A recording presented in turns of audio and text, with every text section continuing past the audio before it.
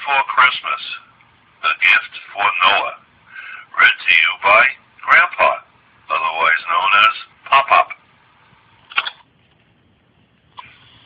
'Twas the night before Christmas, when all through the house not a creature was stirring, not even a mouse.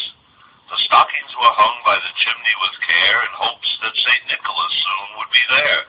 The children were nestled all snug in their beds, while visions of sugar plums danced in their heads. And Mamma in her kerchief and I in my cap had just settled down for a long winter's nap. When out on the lawn there arose such a clatter, I sprang from my bed to see what was the matter. Away to the window I flew like a flash, tore open the shutters and threw up the sash. The moon on the breast of the new-fallen snow gave the luster of midday to objects below, when what to my wondering eye should appear but a miniature sleigh and 8 tiny reindeer, with a little old driver so lively and quick, I knew in a moment it must be St. Nick. More rapid than eagles his coursers they came, and he whistled and shouted and called them by name. Now Dasher, now Dancer, now Prancer and Vixen, on Comet, on Cupid, on Donder and Blitzen, to the top of the porch, to the top of the wall, now dash away all. As dry leaves that before the wild hurricane fly, when they meet with an obstacle mount to the sky, so up to the housetop the coursers they flew, with a sleigh full of toys, and St. Nicholas too. And then, in a twinkling, I heard on the roof the pantsing and pawing of each little hoof. As I drew in my head and was turning around, down the chimney St. Nicholas came with a bound.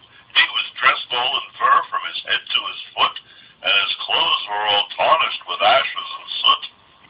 Bundle of toys he had flung on his back, and he looked like a peddler just opening his pack. His eyes, how they twinkled, his dimples, how merry. His cheeks were like roses, his nose like a cherry. His droll little mouth was drawn up like a bow, and the beard on his chin was as white as the snow. The stump of a pipe he held tight in his teeth, and the smoke, it encircled his head like a wreath. He had a broad face and a round little belly that shook when he laughed like a bowl full of jelly. He was chubby and plump, a right jolly old elf, and I laughed when I saw him in spite of myself.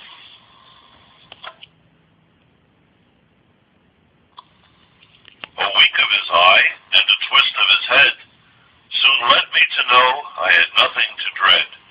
He spoke not a word, but went straight to his work and filled all the stockings, then turned with a jerk, and laying his finger aside of his nose, and giving a nod, up the chimney he rose.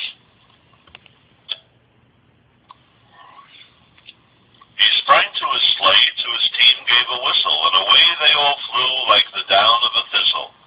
But I heard him exclaim as he drove out of sight, Merry Christmas to all, and to all a good night. Noah, Grandpa loves you forever.